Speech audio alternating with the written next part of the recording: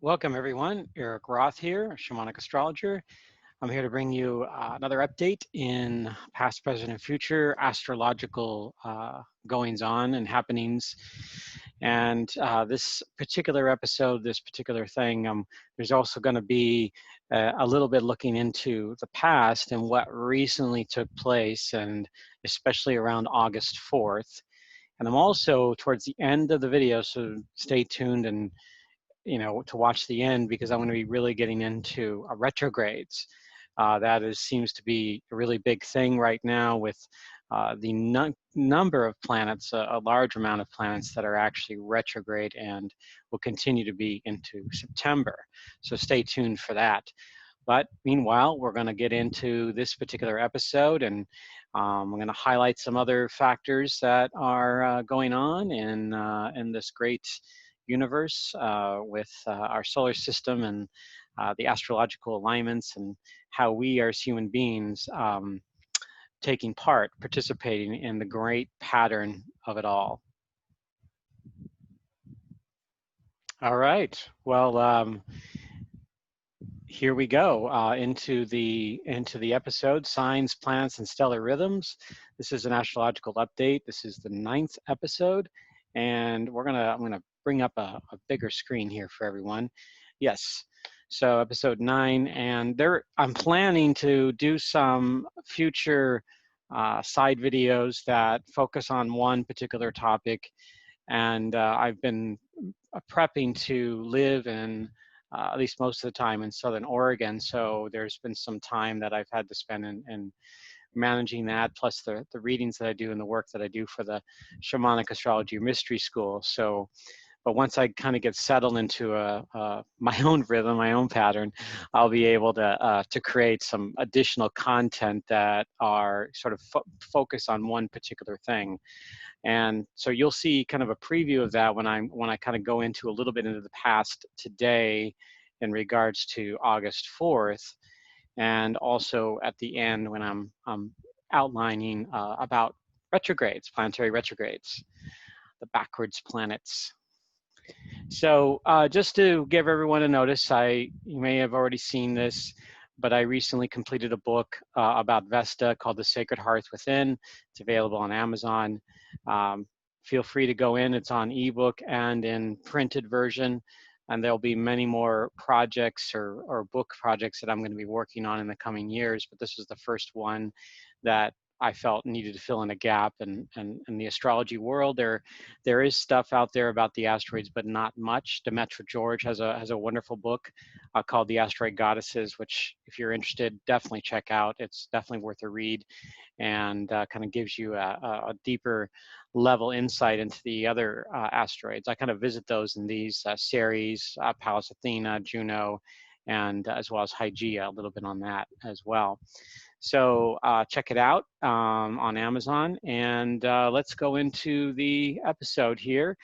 We want to just take a moment and acknowledge and be of thanks and be grateful for this cosmos, for creation itself, all of our relations and our ancestors and those that come after us, honoring the stars and the planets, the asteroids, Chiron, sun and the moon, and Mother Earth, Gaia herself.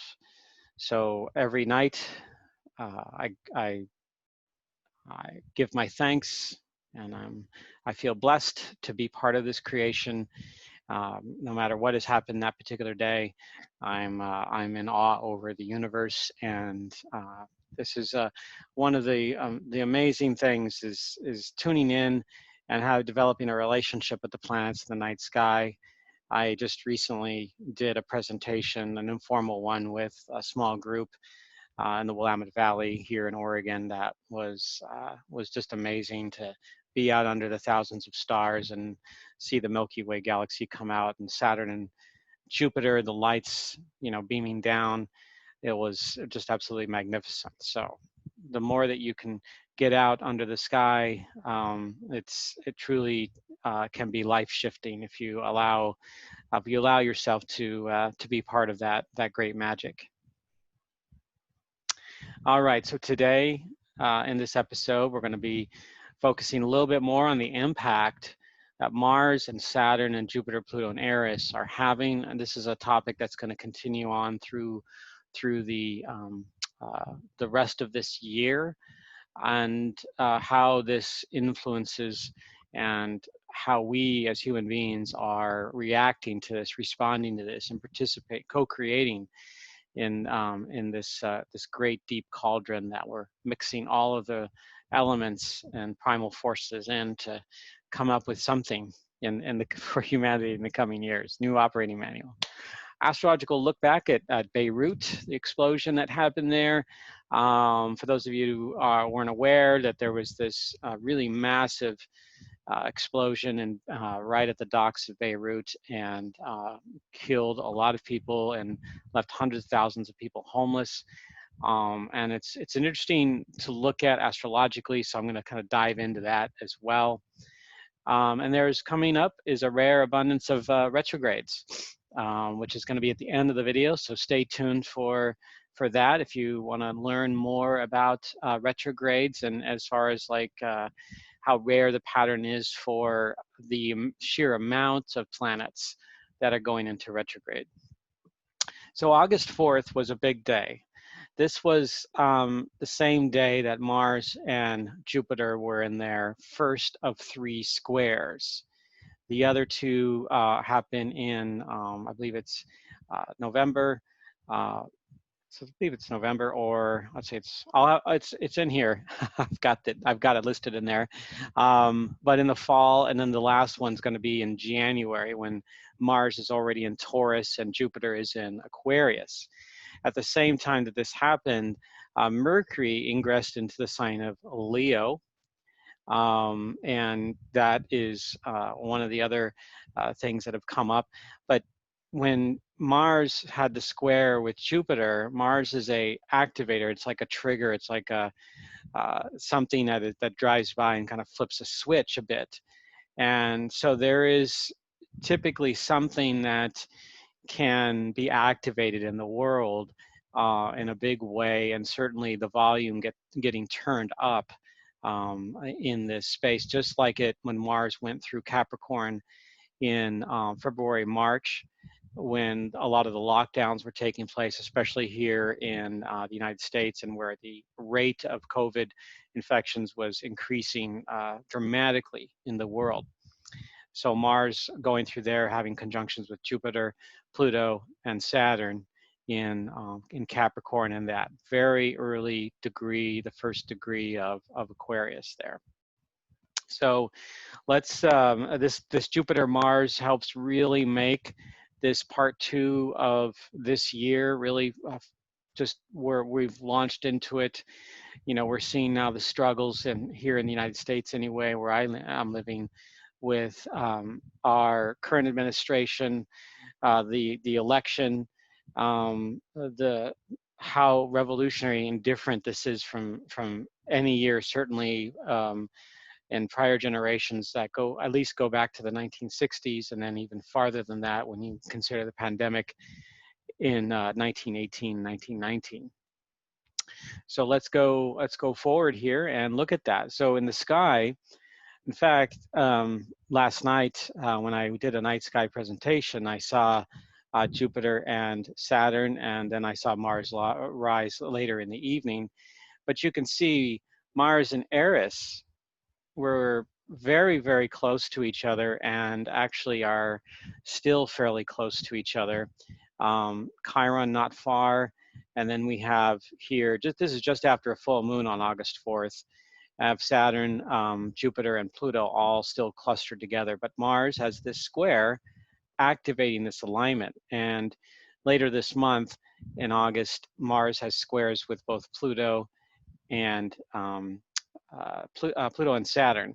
And on August 17th, which is at the time of this recording, which is August 16th, Mars and Eris have their official conjunction. So this is really part 2 of this year is really being turned up. Mars is playing a really powerful role in this.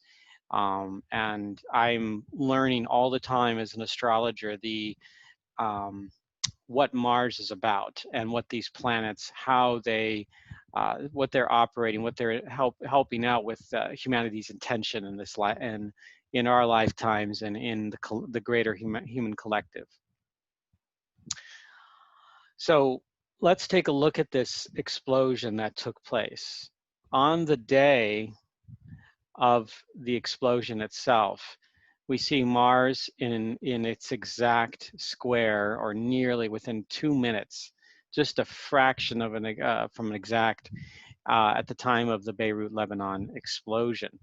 And again, this was a huge event and has really decimated the health system, along with, in combination with the COVID virus, the amount of hospitals. And what was amazing about the reaction is that some nations, even in this time of crisis and economic strain, were able to send resources to Lebanon for help and, medical help, hospital help, to really reach out. This is like, it was a human, one of the things about being human, and there is for most people, we have a natural empathy and a desire to cooperate. And so that really showed after the explosion, as dark as that was, regardless of how that explosion happened or the circumstances of what, whether it was intentional or accidental, that still remains to be seen in the limelight right now. But yet there were a lot of people that suffered greatly from this. And so we can see an outpouring of, from a Mars and Capricorn standpoint, or Aries and Capricorn standpoint, the responsibility to take action, responsibility to step up and be there for people that aren't able to help themselves because of circumstances beyond their control. So we have the response from countries, and, like, for example, France was one of the big ones that sent resources out there. So we can see that. And I wanted to get into some of the other charts here that you're going to be able to see here. I normally don't show too many charts in these videos, but in this particular case, I wanted to kind of give you a more visual understanding of the pattern. So once I get this this rolling here, it's hang on just a moment.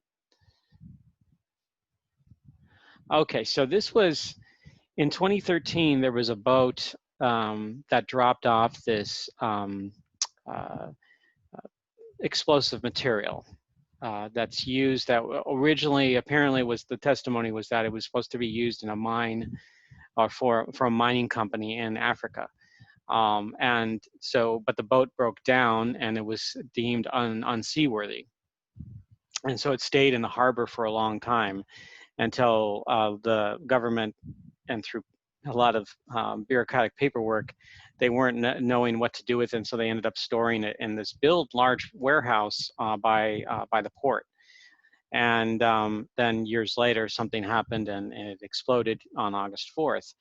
But when the boat arrived, we can see what was happening here. We can see that Pluto and Venus were in conjunction. This is the inner wheel here. And we could see Mars coming over into the same area where Eris was at the time of, the 2013 landing of the MV Rosas. And so Eris doesn't move very much, but for Mars to get in with Eris and square Jupiter all around this area where Venus and Pluto are in the sign of Capricorn, we can see, really powerful transmission taking place. Like there was that the trigger was, there was something going to take place, some action that was needing to happen. They had warnings that material stored in the warehouse was dangerous, and nothing was done, even though people were out there, saying, hey, this needs to move. We can't store it here. This is a bad place. We got to get this out of here. And then that happened. That explosion happened. So this is just interesting. I encourage all of you that are interested in astrology and practice astrology to look at that, and look at it for yourself and see what you can also see beyond what I'm sharing right here. interesting little factoid here is that in 1983, there was a U.S. embassy bombing in Beirut, and it got me curious to see what the alignments were at that time. We had a Pluto-Saturn conjunction. Both of these planets were retrograde, just like they are now, and was right around the time that the sun was in opposition to Saturn and Pluto. As I talked about oppositions in July. There was a bunch of July oppositions that were taking place with Saturn, Pluto, and Jupiter. Also, there was a Uranus-Jupiter conjunction at the time of the Beirut U.S. Embassy bombing in 1983. So what I'm going to share with you once I look at this is how this is the echoes to from 1983 to 2020, 37 years later. Besides this, we see Saturn and Pluto squaring each other within a few degrees of each other in each case, which is really remarkable. But also, it was a nodal return at the very beginning stages of the nodal return for the Beirut bombing.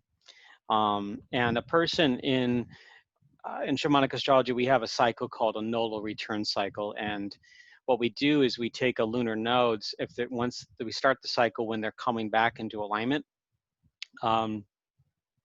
as it relates to the natal chart. And then we go all the way until a person's 38th birthday, when the sun and the moon come back into this at the near exact same aspect that it was. You know, when we mean by aspect, meaning what phase of the moon that was in. So in this case, you know, on the 38th anniversary, that would be in April of 2021.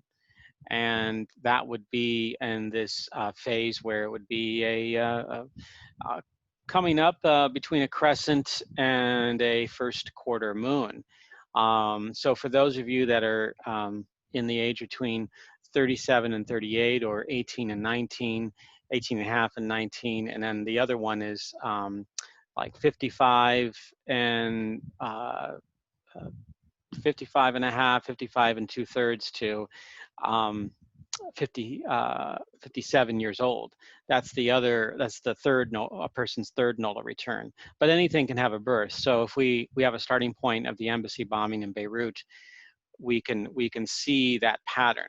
But that was just really powerful and impactful, and how those two were matching up like that. And we just want to acknowledge that for what it is. We also see Mars coming over the Beirut bombing area, where the natal Eris, near the natal Eris position, Vesta, and then not far from the natal Sun position. And in fact, the natal Sun position is and Vesta position is right over where the transiting natal Eris position is as of August 4th, anyway, as of this chart. So for those of you that are not familiar too much with the way the chart analysis is, this is simply saying, you know, we're looking for connections. When we're seeing that, it gives us a greater understanding in the astrological community of how these planets operate, and we can look at anything. Anything could have a birth, this particular seed point, especially major events. And even in a personal life, you could look at like when a person gets married, or when they start a long career, as that first day of a new seed into a long time period. So you can look at that. Or perhaps you've had a breakthrough in life, or some other thing significant. It could have been an accident, or you know, a marriage. All of these things can tie into to that. Yeah, that's just a little thing, and you're welcome to, you know, go back to this video and look at that, or ask me questions. Feel free to comment and like this video, and I'm happy to share answers, or email me at inspiralnexus@gmail.com. So here's the other, just a review of the aspects. So I was just mentioning the Jupiter square. So it's October 18th. So August 4th, October 18th, the second Mars-Jupiter square, and then January 22nd. We can see Mars-Eris conjunction August 17th, October 3rd, and December 22nd. And then we can see the Saturn squares Pluto. We see Mars Pluto square that happened on the 13th recently. And that wasn't too far from when the Democratic candidate chose, it was like a day before when he chose Kamala Harris as his running mate. So that's just interesting. And she's definitely a kind of a sovereign warrior, Amazon warrior woman. Certainly someone that fights for people, for those that can't fight themselves, and stands up and for what's right. She has that sort of that energy behind her. And at some point, I may, looking at her chart, maybe I'll do something in October where I can do some comparisons of the candidates, astrologically speaking. Eris, just, I'm putting this up here just so people can be reminded of how amazing this dwarf planet is in astrology, and I'm continuing to study it, and the goddess of strife and discord, but she was projected upon that by the patriarchal gods at the time, and she is sovereign into herself. She has kind of a combination of this Aries and Scorpio and Gemini, and she is her own being, and she's really really powerful for the feminine, to speak their truth and to not be afraid of what the I'd say the patriarchal forces are doing. This is a reminder of, at the end of August, Venus, speaking of the feminine principle, Venus has a correlation with that in shamanic astrology. So, there's, this is a chart where in a matter of about 4 days, Venus has an opposition to Eris, or a square of Mars, and a opposition to Saturn and Pluto, and she's going to be in opposition soon to Jupiter as well. So all of that is connected. This is just an area where Venus could also be an activation, but not as an abrupt trigger, if you will, just in the same way as Mars. Although when it gets with Mars, there could be something like along those lines, but it's the attention is created and something has to give. It's trying to produce some kind of result, something to look at, something to be aware of. Here are the dates. Venus opposite Jupiter, August 25th, opposite Pluto, August 30th, squaring Eris on August 31st, and then opposite Saturn, September 4th, and squaring Mars, September 4th. So there's 3 or 4 days. Then we have also between August 25th and September 4th. Venus moves a bit faster than Mars does in the sky because it orbits much closer to the sun, so it's moving at a faster rate even than Earth. So Mars is actually at a point in its orbit now where it's slowing down a bit because it's going to station retrograde in September, and that'll be for in part another video. Okay, so retrograde groups. This is a remarkable time. Right now, we've got, as of August 15th, Uranus stationed retrograde. So that means now 7 planets and dwarf planets are in retrograde. This includes Chiron, Ceres, Jupiter, Saturn, Neptune, Uranus, and Pluto. And then on September 12th, Jupiter is the first one to go direct, which this is a 29-day period. And then for 4 days, we have 8 planets.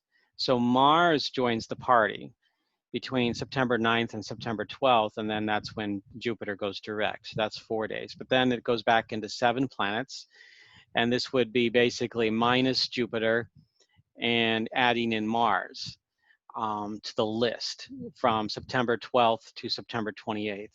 So that September is a really big transition month. And then when we get into early October, Pluto goes, Saturn stations direct on September 28th. Pluto, it's like October 3rd or 4th, in that range. And so we'd have 6 planets retrograde after that, which is a lot more common in comparison to these other times. So other time periods that this happened, 2018, we did have 7 planets, included Mercury, Mars, Saturn, Uranus, Neptune, Pluto, and Chiron for 12 days of August that year. And then in 2001, we had 7 planets for 24 days. And then 96, which is a little bit similar in the amount of planets. We had 7 planets for 2 different periods of time. And then there was a period of time where there was 8 and 9 planets retrograde, really rare. So I only went back in my research into the 1990s and all the way until 2020. Certainly more research can be done as to when that happened. But the 8 and 9 planet time, that was also during an election time. It was Bill Clinton and Bob Dole. Even Ross Perot was running again for office on the independent ticket. So that was a time when the internet was really getting a lot stronger. There was a lot taking place, a lot of divisiveness too, not as intense as it is right now, but that was the time when there was transitions in the way the Democratic and Republican parties were kind of veering off in their own directions more and more.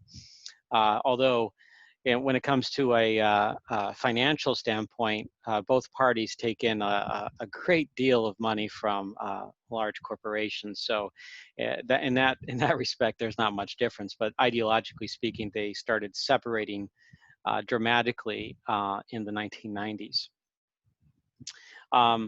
So retrogrades are, and in this case, primarily concerning the 2020 Saturn, Pluto, and Jupiter alignment.